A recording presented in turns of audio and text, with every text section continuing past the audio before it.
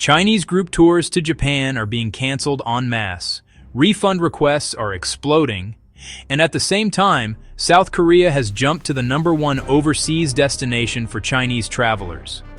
All of this started with one political statement about Taiwan.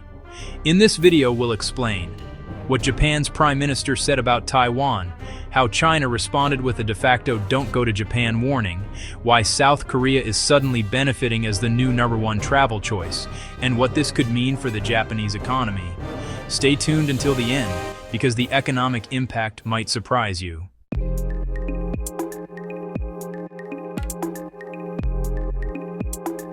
On November 7th, Japan's Prime Minister Sanae Takaichi spoke in the Japanese parliament about a potential crisis involving Taiwan.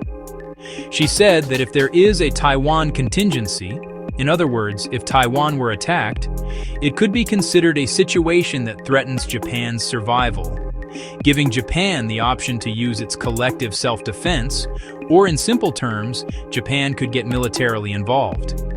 This was the first time she clearly suggested that Japan might intervene if Taiwan were attacked. For China, this was a huge red flag.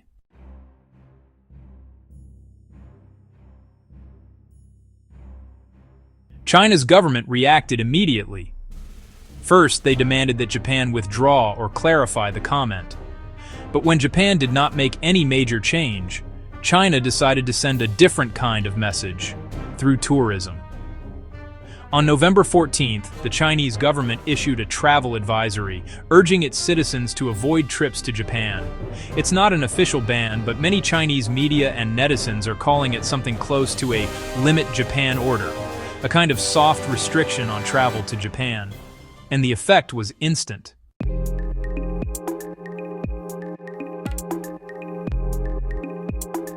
Chinese media report that major travel agencies in China are now seeing a wave of cancellations for Japan.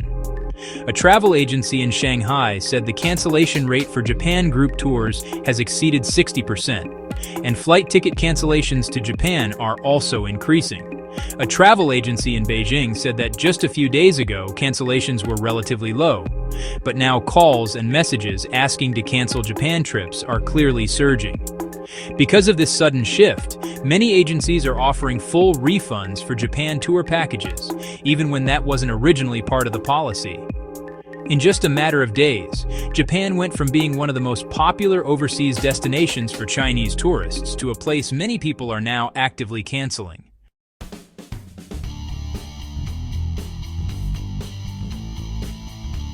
So if not Japan, where are Chinese travelers going now? The answer: South Korea. According to Chinese travel platform statistics from November 15th to 16th, South Korea became the #1 overseas destination for Chinese travelers, overtaking Japan for the first time. For those dates, Korea ranked #1 in overseas travel bookings and flight ticket payments.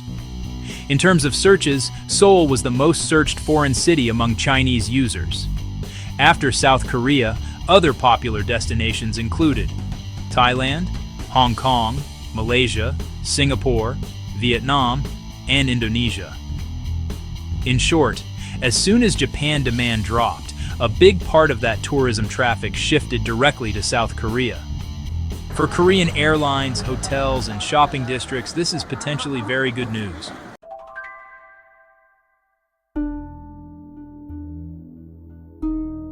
To understand the real impact on Japan, we need to look at numbers.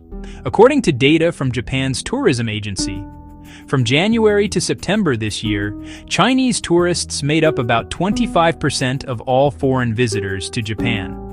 In the same period, Chinese visitors spent about 1.64 trillion yen, which is roughly 15.4 billion US dollars. That is a huge part of Japan's tourism income. A Japanese private think tank, Nomura Research Institute, estimated that if this situation continues, Japan's GDP could fall by 0.36% and the total economic loss could reach 2.2 trillion yen, or about 20.8 billion US dollars. So this isn't just a tourism issue, it's an economic problem for Japan as a whole.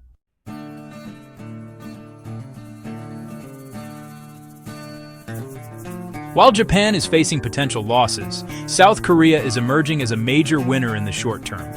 More Chinese tourists in Korea means more spending on shopping, food, hotels, and entertainment, more visitors in major cities like Seoul and Busan, and potentially stronger tourism numbers going into the next holiday periods. However, this also depends on how long China's avoid Japan stance continues, whether political tensions ease or escalate, and how well Korea manages to attract and welcome these new visitors. In East Asia, tourism is no longer just about beautiful scenery and good food. It's also being shaped by geopolitics, by what leaders say about security, alliances, and conflict.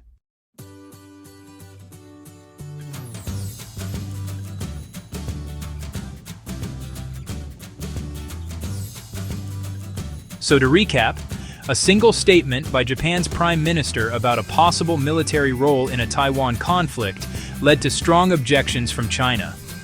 China responded not only with diplomatic criticism, but also with a travel advisory that pushed its citizens to avoid trips to Japan.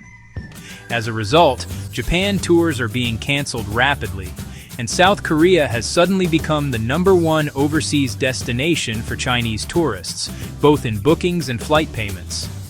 If this continues, Japan could face billions of dollars in economic losses, while Korea and other Asian destinations might benefit from redirected tourism. What do you think? Do you see tourism becoming more and more like a political tool? If you were planning a trip in East Asia, would this kind of political tension change your destination? Let me know your thoughts in the comments below. If you found this video helpful, don't forget to like, subscribe, and hit the notification bell for more deep dives into Asian politics, economics, and travel trends. Thanks for watching, and I'll see you in the next video.